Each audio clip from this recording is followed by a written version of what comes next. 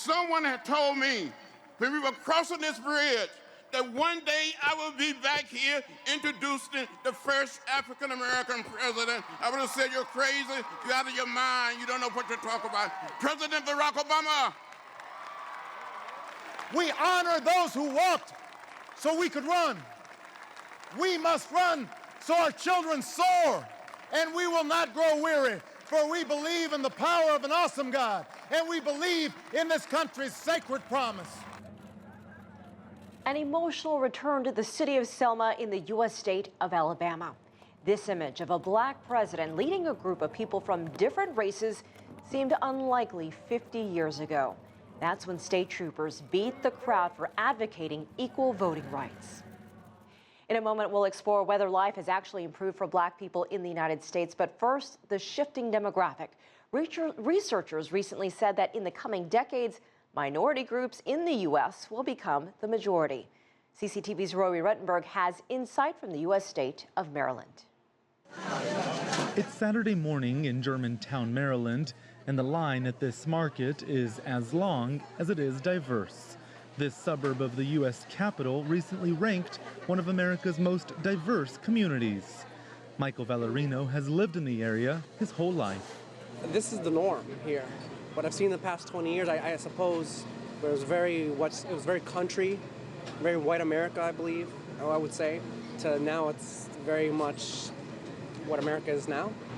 Indeed, a growing number of places in the U.S. are now home to a growing number of ethnic and racial minorities. According to U.S. Census projections, by the end of this decade, the majority of children in America will come from minority communities, blacks, Hispanics, and Asians.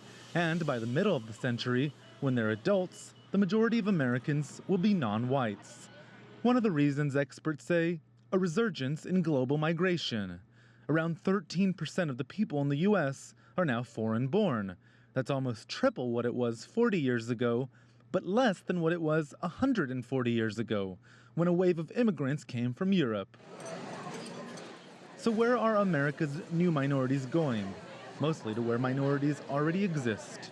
I grew up with only Korean friends because my mom wouldn't know how to speak. She doesn't know how to speak English, so it would be very hard for her to be comfortable to drop me off at a daycare. But she would rather go to a Korean daycare where all my friends, everyone there would be Korean.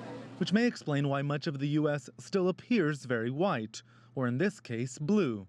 Each blue dot indicating where white Americans live. Areas that are more sparsely populated are still mainly white, but minorities are becoming majorities in areas where there are lots of people, areas that are traditionally diverse. This is Washington, D.C. The map is soon expected to change. Sociologists say economic opportunity drives migration. Some employers, notably the government and military, mandate diverse hiring. That lures minority groups to other parts of the country. But the shift is slow. I do think that they're going to be different in the future than they are today. Areas that are 10% minority today will be 40% minority in 30 years. The question is, as the face of America changes, can America keep up? But despite the shift in numbers, sociologists say that within the cities, minority communities are still very much segregated. They live separately and socialize separately, and that, they say, is an obstacle that will have to be overcome. Roee Ruttenberg, CCTV in Germantown, Maryland.